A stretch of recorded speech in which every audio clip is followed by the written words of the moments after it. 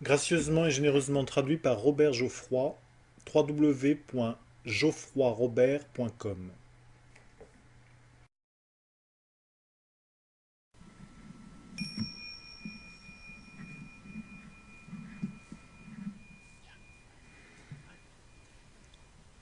Voici ma question. Dans le livre Le Secret, basé sur la loi d'attraction, on explique que l'on attire toute chose dans sa vie, tandis que votre livre, Le pouvoir du moment présent, nous invite à être dans le moment présent et à laisser l'univers diriger notre vie. J'ai juste envie de vous entendre parler de la différence. Ok. Merci.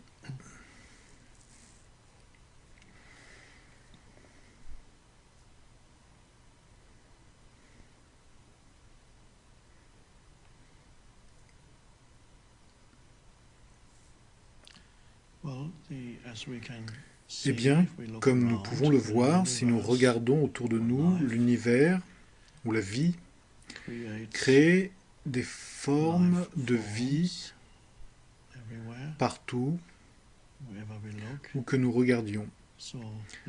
L'univers aime donc créer des formes, semble-t-il.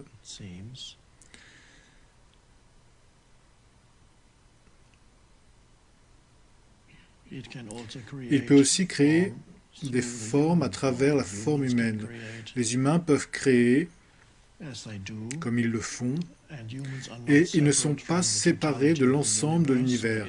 Il n'y a pas la création humaine et l'univers qui crée. C'est une seule et même chose. C'est l'ensemble. Nous sommes l'univers, vous êtes l'univers.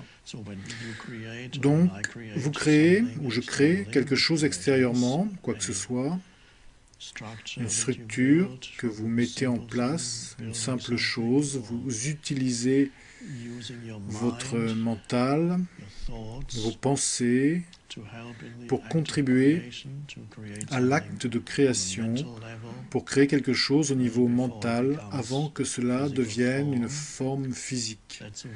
C'est une façon dont l'univers peut créer à travers la forme humaine. On pourrait dire de façon indirecte ou secondaire. Vous avez peut-être déjà entendu l'expression « on est co-créateur avec Dieu ». À partir de votre question, on peut se demander si c'est réellement à nous d'initier l'acte de création ou si nous devrions simplement demeurer dans la présence et voir alors ce qui se passe.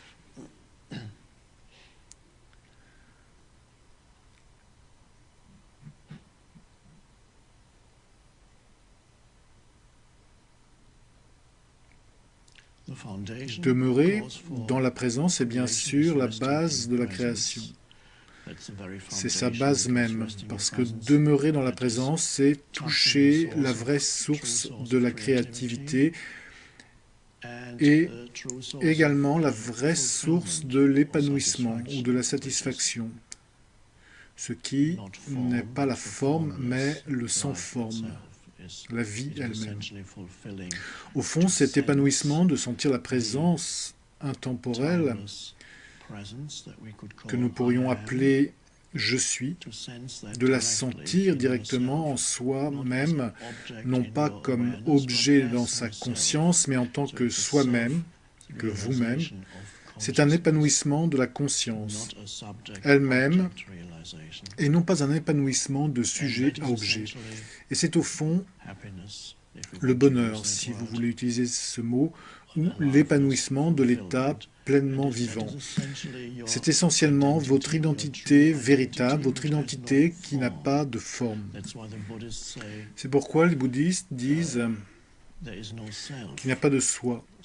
Le soi au sens de tout ce que vous considérez comme vous-même, qui a une forme, la forme physique et mentale, n'est pas qui vous êtes.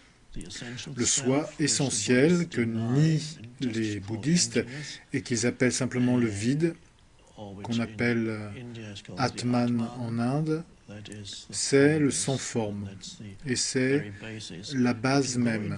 Si vous créez, avant d'avoir consciemment reconnu la source de la création, vous appartenez alors à ces milliards de gens qui créent à partir de l'identification à la forme que nous pouvons appeler l'état égoïque. Or, agir de la sorte, c'est également l'univers. Si l'univers ne voulait pas également faire l'expérience de lui-même en tant que l'entité égoïque, l'ego n'existerait pas. Il semble donc que l'univers aime ce rêve de la conscience égoïque, même s'il devient tôt ou tard un cauchemar. Donc, quand vous créez, en croyant que l'objet de votre création va vous rendre heureux ou vous épanouir, vous créez alors à partir de la conscience égoïque.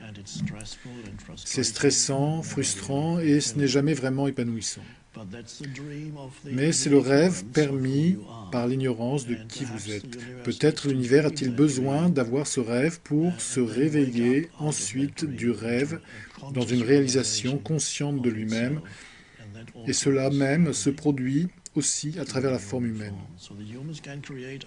Les humains peuvent donc créer à partir de l'ignorance, de l'identification à la forme, auquel cas ils créent bien sûr beaucoup de dégâts, ils créent beaucoup de conflits, parce que plus vous êtes profondément identifié à la forme et plus vous entrez en conflit avec d'autres formes, lesquelles résultent également d'identifications profondes. Ce ne sont pas seulement les formes individuelles, il y a aussi les formes collectives, des tribus, des religions au sein même des religions. Il vous suffit d'écouter les informations, vous pouvez voir une secte islamique en tuer une autre. Même au sein de la même religion, ils se haïssent les uns les autres et c'est l'identification complète à la forme. Cela s'est produit dans le christianisme. En ce moment, dans le christianisme, ils ne s'entretuent peut-être pas, ils l'ont fait suffisamment au Moyen-Âge, mais beaucoup se haïssent toujours les uns les autres. Et quiconque n'est pas en accord avec tel petit groupe est considéré comme l'antéchrist. C'est un beau mot que l'on peut plaquer sur les autres. Les bouddhistes n'ont pas encore inventé ça, je n'ai jamais entendu parler de l'anté-bouddha.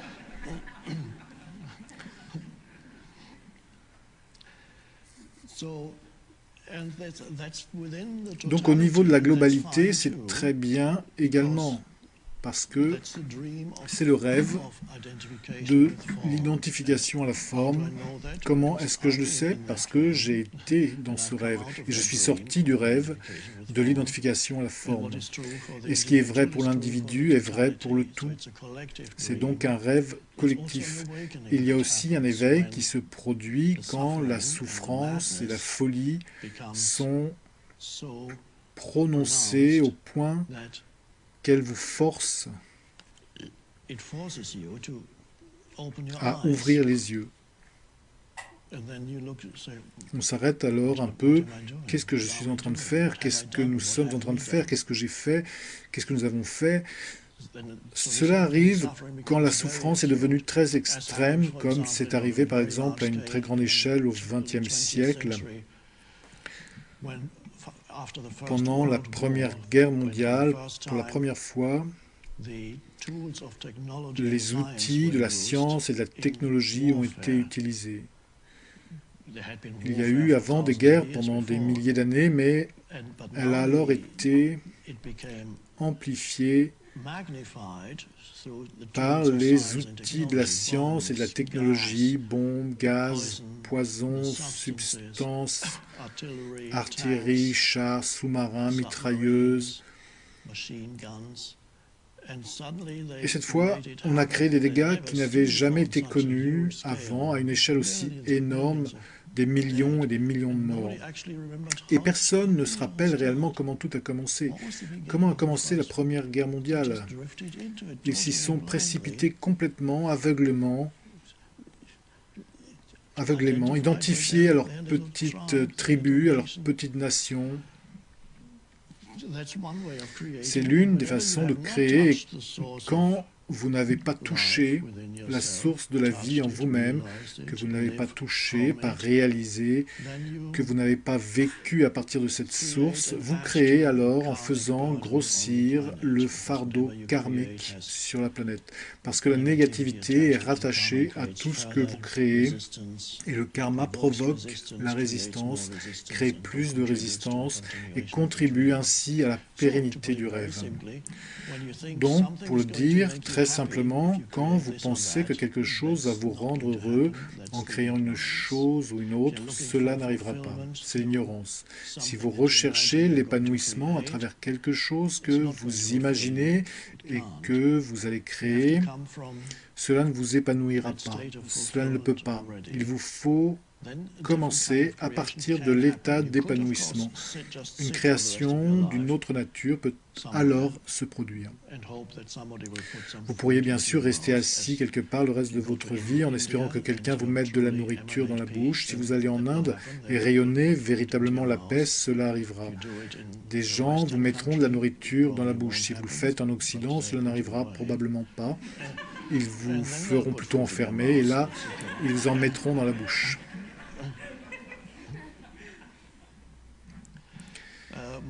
Si ils restent dans la présence, la plupart des gens remarquent qu'un jour, l'impulsion pour l'action se manifeste.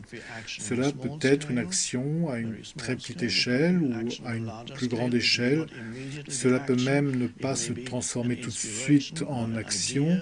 Cela peut être une idée, une inspiration ou une vision qui traverse soudainement la tête. Vous la contemplez alors et elle devient plus forte. Ce n'est pas quelque chose qui dit qu'il vous faut l'obtenir pour être heureux ou épanoui. L'énergie qui accompagne la chose est tellement dynamisante que c'est exactement comme si vous la viviez déjà. L'acte de création qui est accompagné de cette énergie est aussi puissant que le vrai accomplissement lui-même, si ce n'est pas plus, parce que l'accomplissement est la fin du processus créatif. Dès que vous y êtes parvenu, vous êtes à la fin de l'action créative. Et maintenant, le pouvoir reçu est dans l'action et non pas dans l'aboutissement. Croire que le pouvoir reçu est dans l'aboutissement est l'illusion de l'ego, mais le pouvoir reçu est dans l'action et l'acte créateur ne permet pas seulement le pouvoir reçu, mais il s'accompagne aussi de la joie et de l'état pleinement vivant. Vous n'avez donc pas besoin, selon l'expression de la Bhagavad Gita, du fruit de l'action. Vous ne le recherchez pas ou vous n'êtes pas davantage concentré sur le fruit de l'action comme le nomme la Bhagavad Gita, ce qui veut dire le résultat désiré. Votre attention n'est pas principalement sur le résultat désiré. Votre attention est sur l'action elle-même, bien que vous ayez bien sûr une vision de ce qui veut jaillir. Mais votre attention est pleinement dans le faire, dans le plaisir à faire et le pouvoir que vous en recevez. Cela peut être très intense. L'énergie qui s'écoule dans l'acte de création peut être très intense, si intense que vous pouvez donner extérieurement l'impression d'être stressé, mais vous ne l'êtes pas. Il peut y avoir cette intensité de la création. Quand quelque chose arrive sous n'importe quelle forme, et c'est magnifique, l'univers, l'intelligence créative, crée à travers la forme humaine et c'est magnifique. Il y a un profond plaisir dans l'acte de créer. La motivation n'est plus égoïque. La motivation n'est pas un sentiment de manque ni d'insatisfaction, mais elle est le plaisir. Je ne me souviens pas si le secret, le livre, indique que la base est le moment présent, en tant qu'unité avec l'intention, et que la création est juste quand il n'y a plus la croyance que l'on sera heureux ou épanoui en créant ou ajoutant certaines choses dans sa vie. C'est la différence. On peut ensuite se demander si l'on doit faire des projets. Je ne peux pas répondre à ça de façon systématique. Vous pourriez faire partie des rares personnes qui vont demeurer dans l'être jusqu'à la fin de leur vie, dans cette forme corporelle, en restant quelque part ou en allant d'un endroit à l'autre, ce qui est très bien également. C'est peu probable néanmoins. Ils sont rares. Cela arrive certainement davantage en Inde qu'en Occident, et c'est très bien ainsi, parce que l'environnement y est plus réceptif à ce genre de choses. Il y a l'exemple de Ramana Maharshi, dont certains d'entre vous peuvent avoir entendu parler, le célèbre enseignant spirituel extraordinaire qui est mort au début des années 50. Alors qu'il était adolescent, il réalisa l'éveil et partit de la maison. Il resta assis près d'un temple, loin de chez lui. Il avait quitté sa famille et personne ne savait où il était. Il resta là, sans mouvement, sans action, juste à être. Il ne parlait pas, ne voulait pas manger, étant dans la félicité de l'unité totale avec la source. Mais après quelques années, il s'est remis à manger seul et il a commencé à parler. Lui-même a donc fini par passer un peu à l'action. Mais il n'a fait aucun projet. Dans son cas, par exemple, il ne s'est pas dit « Ok, j'ai fondé un ashram ». C'est arrivé tout seul. L'ashram s'est développé naturellement, de façon organique. Pour des gens qui sont totalement présents, quelque chose peut se produire autour d'eux. Dans la plupart des cas, une certaine forme d'action sera impliquée. Ce pourrait être un développement spontané de quelque chose qui existe déjà. Disons que vous jouez d'un instrument, que vous aimez profondément en jouer, et de la musique vous vient peu à peu.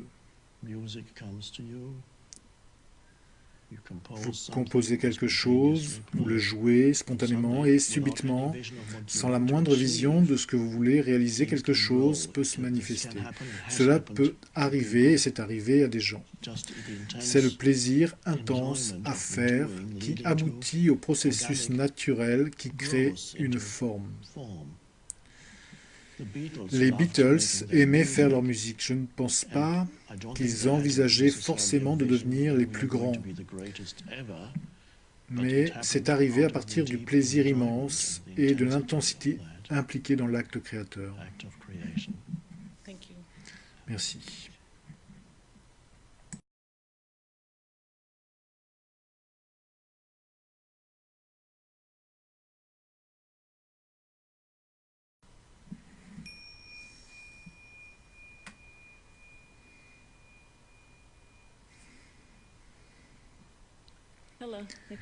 Bonjour Eckhart. Bonjour. Ma question a deux parties et vous avez déjà répondu à l'une d'elles. J'aimerais savoir quelle partie de notre vie est sous notre contrôle et avons-nous besoin de faire des projets.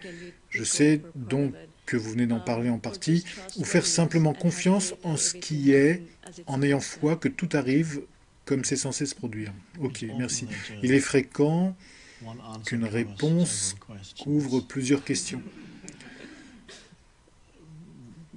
Il peut même y avoir une réponse universelle qui couvre toutes les questions. Ce serait bien.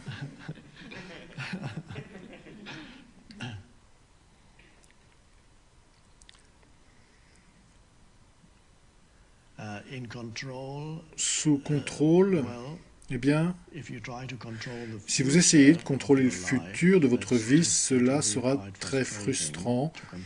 Contrôler ce qui va arriver, mais vous pouvez contrôler, non pas tant contrôler, mais vous pouvez prendre la responsabilité du moment présent, de votre état de conscience au moment présent. Vous pouvez faire attention à ce qu'est votre état de conscience au moment présent. Vous pouvez parfois remarquer que votre état de conscience est en ces instants présents plus ou moins une identification aux pensées ou à une agitation émotionnelle, une certaine identification à la pensée ou à la forme ou à un état dysfonctionnel de négativité que vous demeurez dans la négativité. Or, quand vous vous en rendez compte, cela n'est déjà plus aussi dysfonctionnel. C'est totalement dysfonctionnel quand vous êtes complètement identifié, ce que vous ne savez pas alors. À l'extrême, les gens qui sont vraiment fous n'ont pas la moindre idée de leur folie. Si vous savez que vous êtes folle, vous n'êtes pas complètement folle. Vous pouvez très bien savoir que vous êtes identifié à un état négatif qui vient de surgir. Admettons que vous soyez prise dans des pensées épouvantables concernant ce qui pourrait vous arriver, ce qui va probablement vous arriver, ou ce que vous allez perdre, ou dans des pensées reliées au passé. Si vous vous rendez compte d'un coup de ce qui se passe, c'est qu'il y a là déjà de la présence. Vous pouvez ainsi prendre votre responsabilité et être la conscience qui perçoit plutôt que la pensée. Il y a l'identification à la pensée et il y a, pourrait-on dire, l'identification à la présence ou à la conscience, laquelle est ce que vous êtes véritablement. Vous êtes la conscience. Donc, prendre sa responsabilité du moment présent, ajuster le moment présent, ce qui veut dire faire un avec l'état d'être du moment présent. Le moment présent est alors ajusté. Quoi qu'il arrive autour de vous, c'est comme c'est. Il y a une non-résistance à l'état d'être du moment présent, et quand vous vivez dans l'état de non-résistance et dans l'unité avec l'état d'être du moment présent, ou même de ce qui se passe à l'intérieur, s'il y a là une émotion, c'est ce qui est. Il y a aussi de la conscience. Vous devez accepter ce qui est extérieurement ou intérieurement, sans quoi vous souffrez. Vous acceptez donc ce qui est, vous devenez l'espace pour ce qui est, et en fait, c'est la seule différence entre un humain ordinaire et un maître spirituel. Le maître fait un avec l'état d'être du moment présent. C'est d'une grande simplicité, comme pour le maître zen, par exemple, qui est juste là. Il fait complètement un avec tout ce qui se présente. Cela n'a rien à voir avec des connaissances, elles ne sont pas nécessaires. Et tout ce qui pourrait être nécessaire dans cet état d'unité survient de cet état lui-même.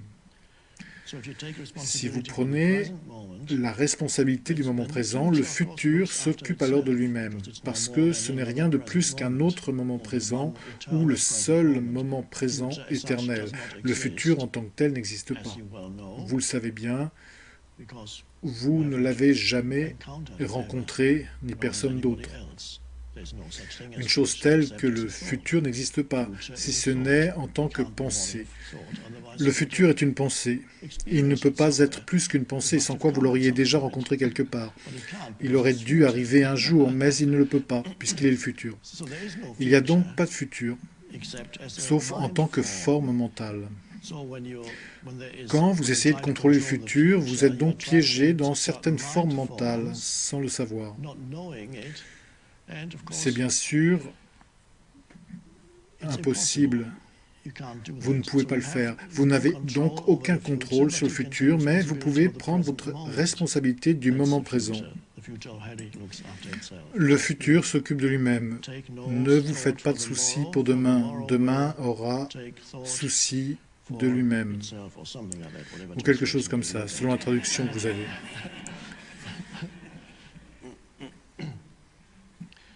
Voilà pour la première partie de votre question. Quelle était l'autre partie?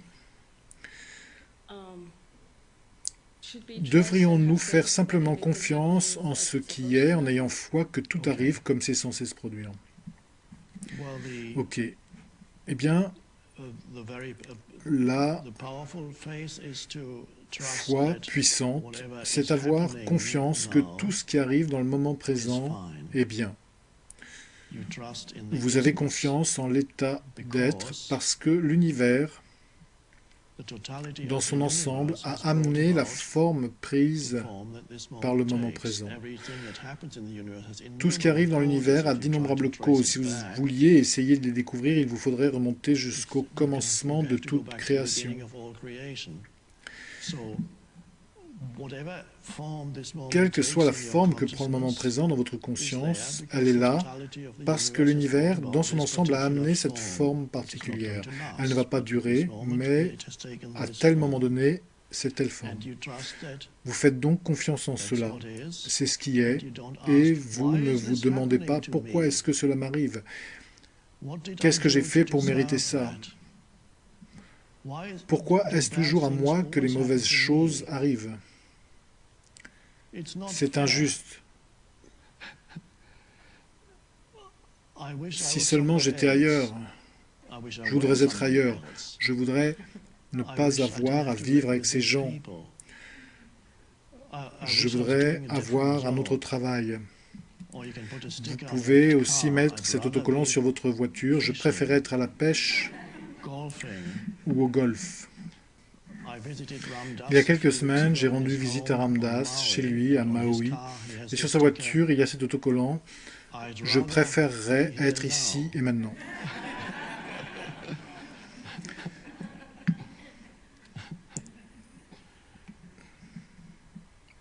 Ce « je préférerais » est l'une des nombreuses façons dont le mental nie le moment présent et crée, ce faisant, de la souffrance. On pourrait dire que tout cela est un manque de foi. Je dis parfois, je l'ai probablement écrit quelque part, acceptez chaque instant comme si vous l'aviez choisi. Chaque instant signifie en fait cet instant-ci, parce qu'il n'y a toujours que ce seul instant. Disons donc, acceptez cet instant qui est l'éternel moment présent. Acceptez cet instant comme si vous l'aviez choisi. C'est l'état d'alignement sur l'état d'être de la vie. Je ne dis pas aux gens, si cela vous arrive, vous devez l'avoir choisi à un certain niveau. Je ne leur dis pas ça, bien que ce soit un enseignement New Age qui n'est peut-être pas entièrement faux, mais je ne leur dis pas parce que je ne veux pas les mettre en colère et ce n'est pas complètement exact. Il est plus utile de suggérer de l'accepter comme si vous l'aviez choisi. Vous n'avez pas besoin de vous convaincre vous-même, ok, j'ai cette maladie, je l'ai choisie, pourquoi. Et vous pourriez encore vous sentir extrêmement coupable, j'ai échoué lamentablement, j'ai vraiment dû faire quelque chose de mal. Après 10 ans de méditation, voici je retombe malade, pourquoi? Certains enseignements, qui sont par ailleurs magnifiques, mettent beaucoup l'accent sur l'aspect guérison physique. Ça manque un peu d'ajustement et quiconque suit ces enseignements et contracte une maladie se sent directement coupable, ce qui rajoute un gros problème à la maladie. Je suis mauvais. Nous n'avons donc pas besoin de ça. Tout ce dont vous avez besoin, c'est d'accepter le moment présent comme si vous l'aviez choisi.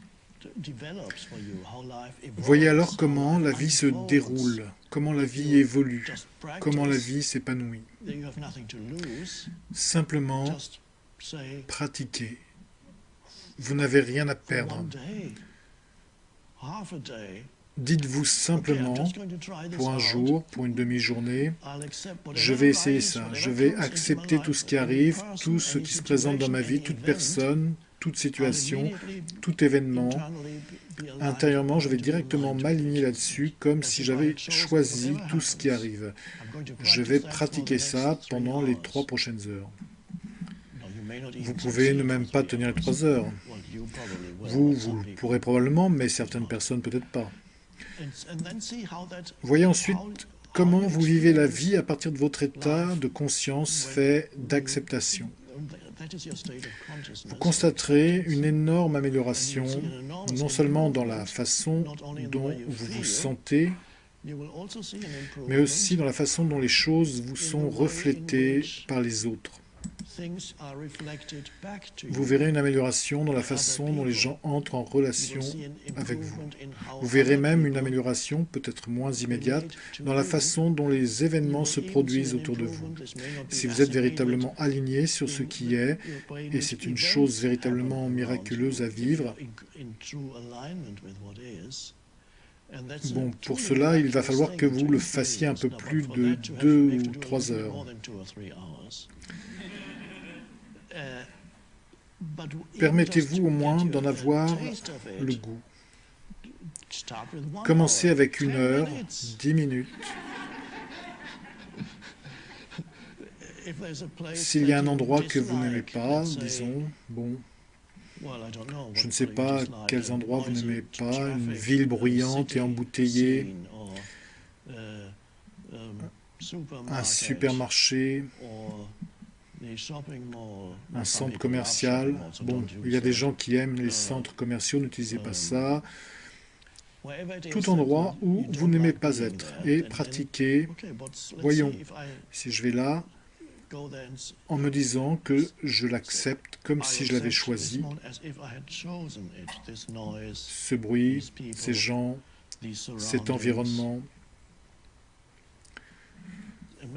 C'est quelque chose de surprenant à faire. Quelque chose que vous pourriez noter, si vous faites cela, la pratique du comme si, c'est que votre mental pensant ralentit. Et quelque chose s'ouvre, qui est plus profond que le penser, la conscience. Parce que quand vous n'avez rien à discuter, il n'y a plus grand-chose à quoi penser. Quand vous n'êtes plus en désaccord avec le moment présent, et votre ego se dégonfle.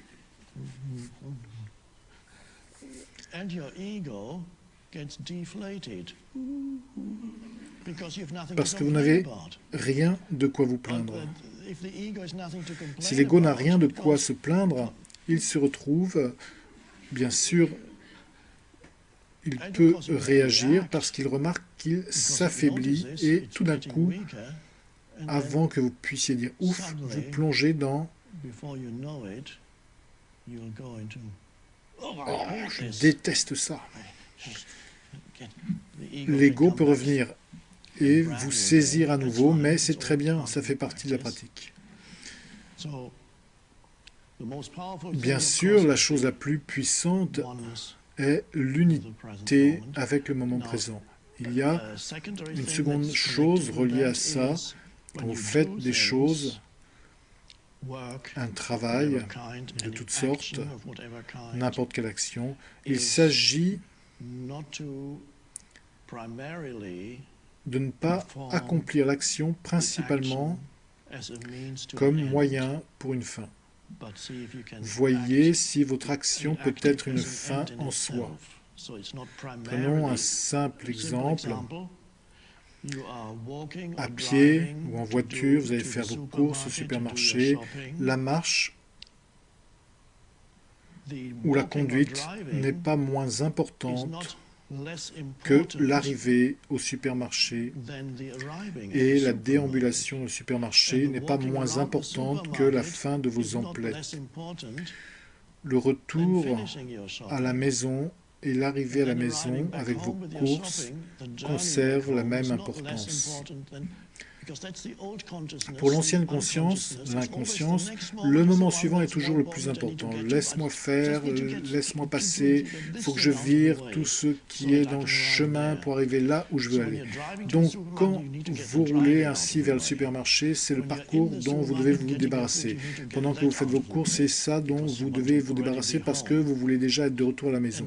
Et cela continue sur le chemin du retour. Arrivé à la maison, il y a autre chose dont vous voulez vous débarrasser. Il y a toujours quelque chose dont vous voulez vous débarrasser au plus vite, parce que cela ne vous satisfait pas. Évidemment, la chose suivante ne va pas vous satisfaire davantage parce que tout le mental déclare que le moment présent n'est jamais satisfaisant. Il n'est jamais assez bien et le suivant est toujours le mieux. Tout cela veut dire qu'il s'agit de ne pas toujours traiter l'action de l'instant comme moyen pour une fin, mais de la traiter comme une fin en soi. C'est être connecté, aligné sur le moment présent. C'est la partie active. La partie apparemment passive consiste à embrasser l'état d'être de tout ce qui arrive dans le moment présent. C'est la façon dont vous contrôlez votre vie. Pour l'ego, il semble que votre vie est complètement hors contrôle.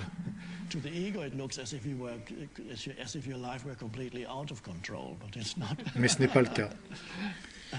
Vous avez dit de vivre chaque instant comme si on l'avait choisi. Je vais choisir les moments où mes ados seront en réaction la prochaine fois. Oui, oui, merci. Merci.